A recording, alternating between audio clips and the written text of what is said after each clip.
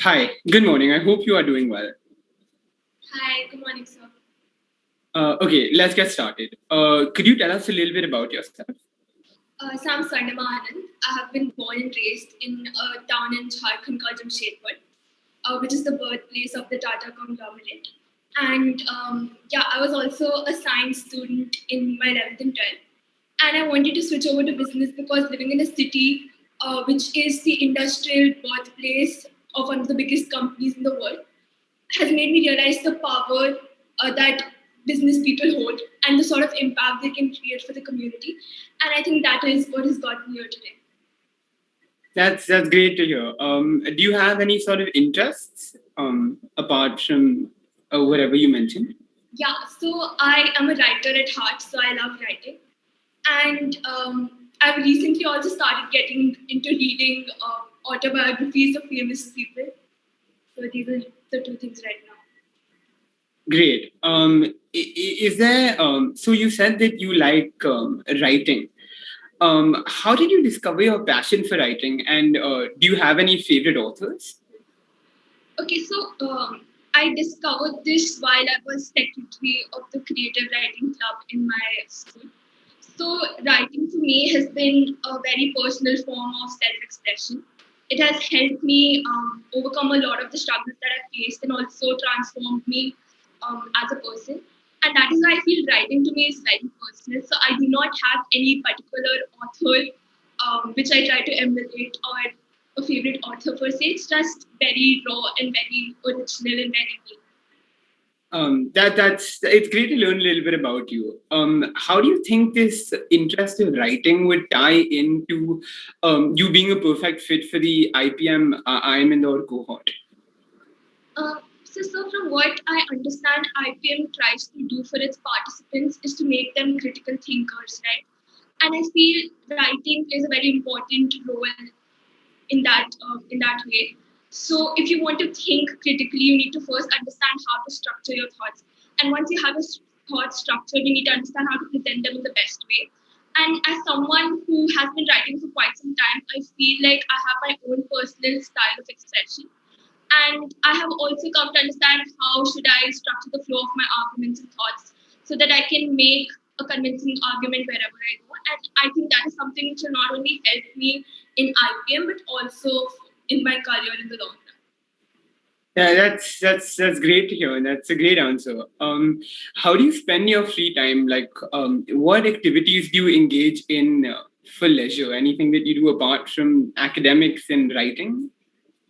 Um, So I also believe that art is a very important aspect of our lives, and one of the very common art forms in today's world is watching TV shows and documentaries. And so I spend quite some time on Netflix. Apart from that, I also feel that you need to really take care of yourself, your mind, and your body, and I believe in self care a lot. And so I try to get in a lot of sleep. So yeah, these are the two things. Um, so you said that you also, apart from art, like to sleep. So it is said there is a common trend for many billionaires across the world to wake up early and sleep early. What is your take on that? So I think waking up early and sleeping early is a very good habit. I feel more about the timings. It is about the duration of sleep that you get because you need to get in a certain amount so that your mind and body functions properly.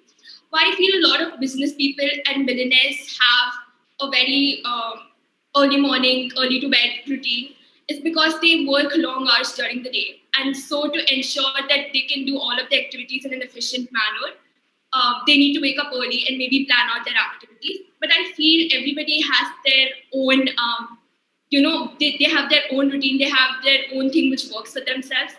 So while it works well for professionals who work say 9 to 5, there might be other people who might find a different sort of routine better for their daily routine. That's interesting to hear. Okay, moving on. Akshat, do you have any questions? Yes. So, Swarnima, you mentioned you were a PCM student, right? Yeah, so now we'll ask you some related questions. So your first question is, what are Nobel medals? So noble metals are metals which are unreactive, so they do not get corroded easily. Some common examples are gold and platinum. Okay, so dash is a liquid that can dissolve noble metals like gold and platinum, as you mentioned. Aqua regia, sir. Okay, which is a mixture of. Concentrated nitric acid and concentrated HCl. Okay, and at what molar ratio? So 1:3, one being nitric acid and 3 being HCl. Sure, very good. Can you tell me something about van der Waals forces? Sir, I really cannot recollect right now. I think it is some sort of forces that exist between different molecules in liquids and gases. Do you think they are strong chemical forces or weak chemical forces? No, so they're on the, if you're putting them in an order, they're on the weaker side, since they're found in loose states of matter. Okay. We'll move on. What is surface tension? So surface tension is the property of a liquid by the virtue of which it tries to minimize the surface area that it occupies when it is in resting position. Okay, what is its mathematical definition or So formula? surface tension is force by length. Okay. And its SI unit? Newton per meter. Okay, now calculate the dimensional formula for us. Okay, sir.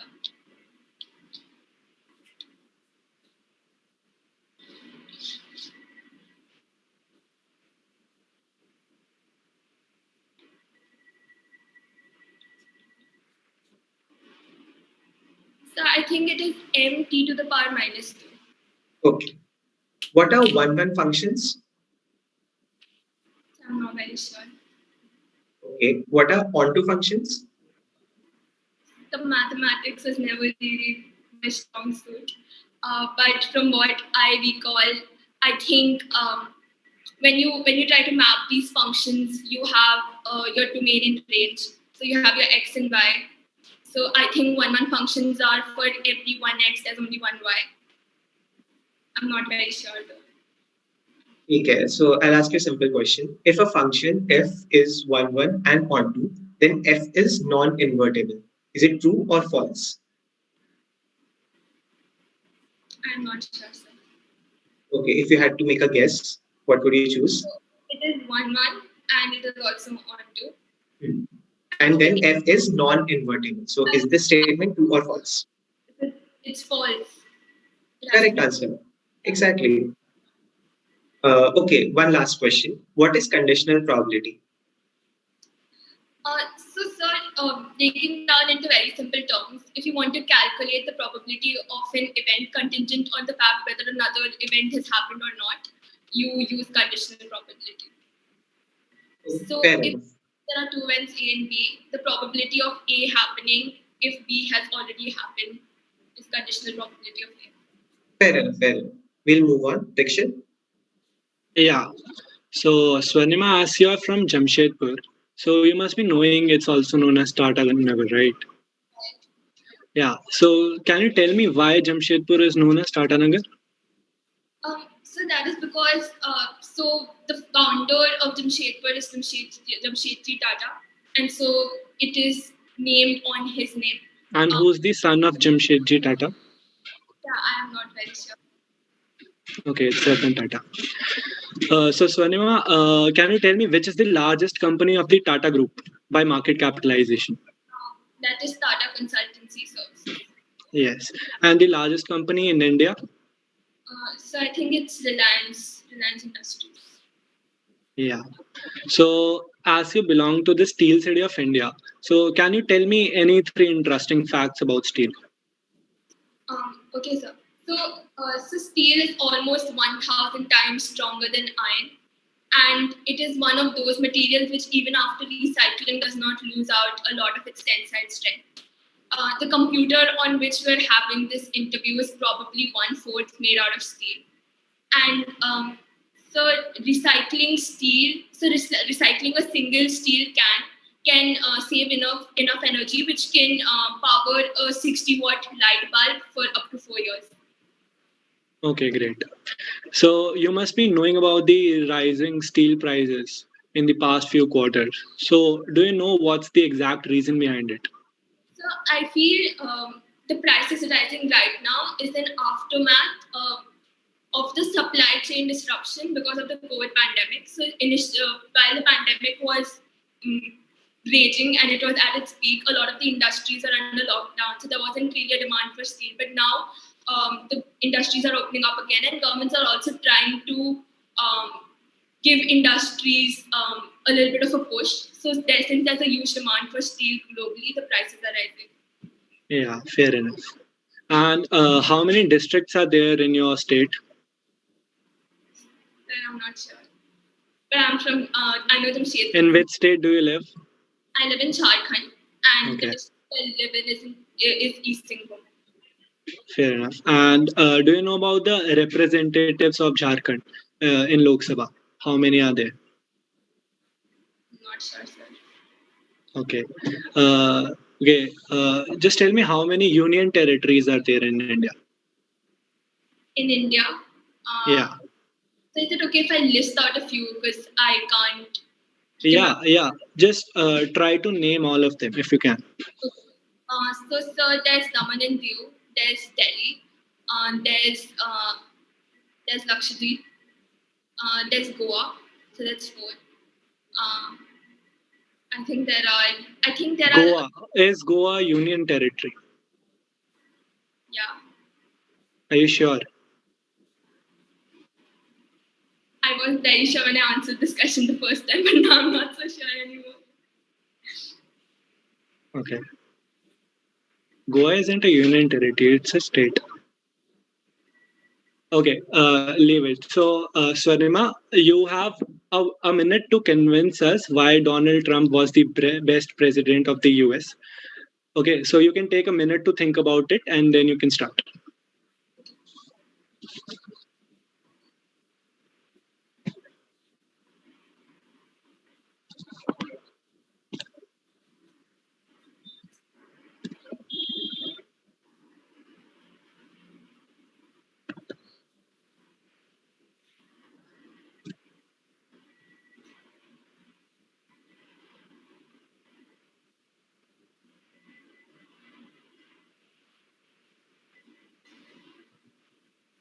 Okay, so may I start?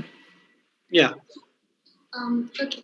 So, sir, what's most noteworthy about Donald Trump? Most noteworthy about his presidency is that he was the only US president to have been impeached twice, right? And I feel that is what makes him the best president of the United States. Essentially, because Donald Trump was that US president who tested the limits of American democracy. And I feel preservation of democracy in today's world is a very important issue. We've seen in the last couple of years, maybe in the last decade or so, that there are a lot of parts of the world which are still fighting for democracies. And so countries which do have that privilege need to understand the value of that. So I feel that was one benefit of Donald Trump being the president of the United States. Apart from that, sir, I also feel like he made a lot of statements which started a lot of conversations, which led to, in fact, a lot of different people from different backgrounds come together and combat those issues, right? So whenever he'd make a racist statement, it would start a movement against racism.